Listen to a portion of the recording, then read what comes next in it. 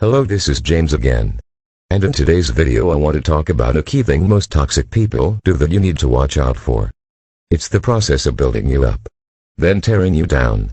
And I know some ladies are going to say, James, men toxic types can do this too. And you are correct. However, men are trained to take this treatment by what they learn and see in society. Women are not. Women are taught to not take any BS off of anyone. In every show you watch, the father of the show is hurled insults by his kids, his wife, his mother-in-law, and as he sits and takes it, everyone laughs.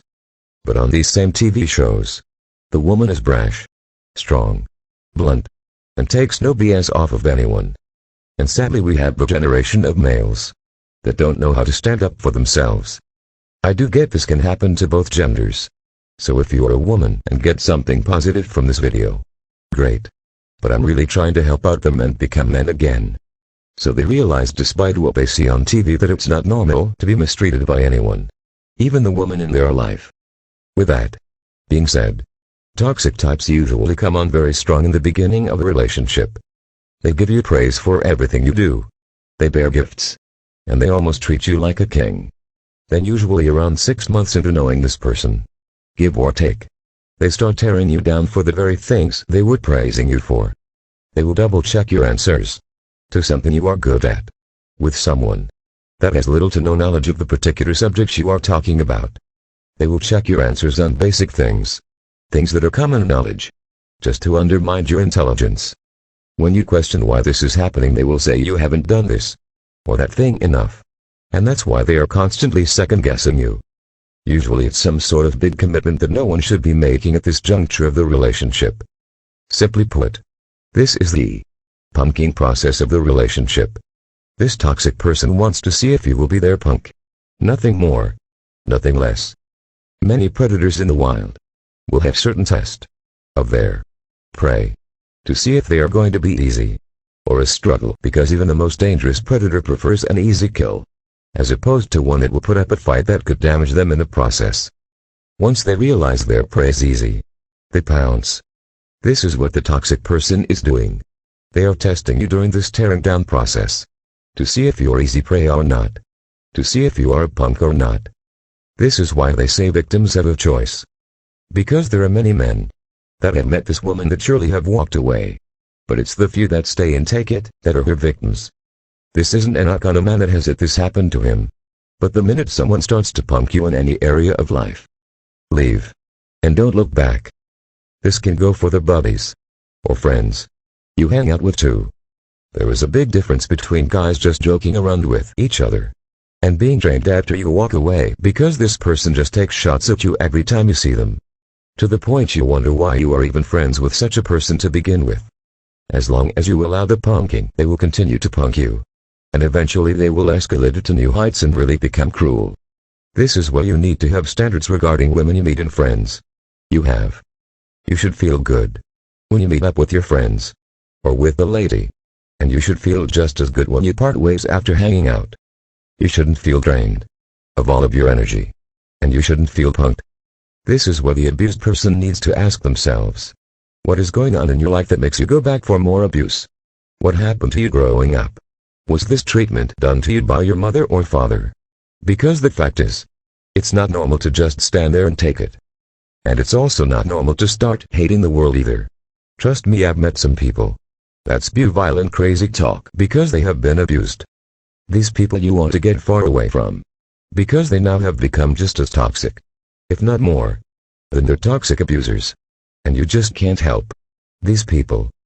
And sadly, men that become toxic after they have been abused, unknowingly, serve the purpose of furthering the agenda of women that like to abuse men.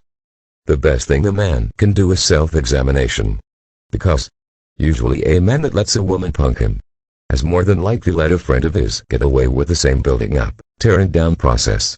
Put down after put down. And you keep on taking it.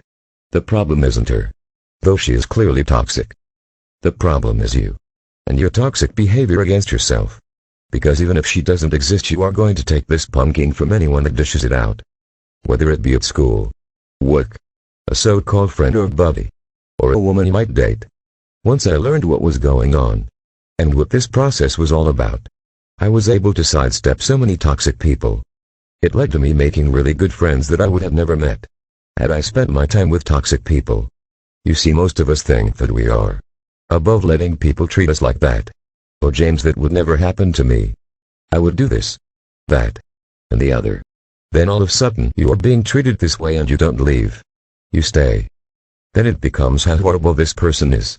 And no thought is given as to why you stayed to begin with. Yes, this person is horrible. But you have to recognize when these put downs and punking is happening and leave without question. Toxic people are those that stay. They see you as a loser that deserves every bit they dish out. They really do. They see you as a loser. And this feeds their sadistic power-hungry behavior to abuse you even further. In a sense, they get off on it. The fact that you are almost willingly licking their boots. And they love it.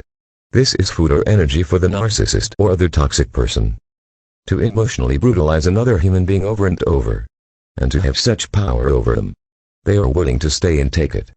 It makes them feel like they are on top of the world. This is why it's better to leave sooner rather than later. Because the longer you let it go, the more they will want to keep you as an energy source. Which means the more dangerous they will become the longer it takes you to leave. You see, many of us confuse forgiveness with letting someone brutalize us.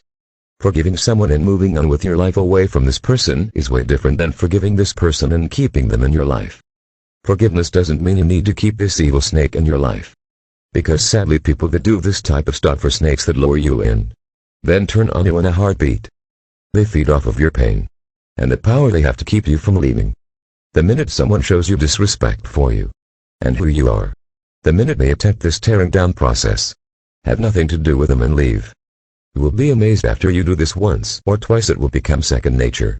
And it will become a lot easier than you think to see what is happening before it can get started. And also because of this, how much easier it will become to surround yourself with good people. Like I always say, knowledge is power. The more we know, the more we can live happy and healthy lives. Until next time. Bye for now. And be good to yourselves.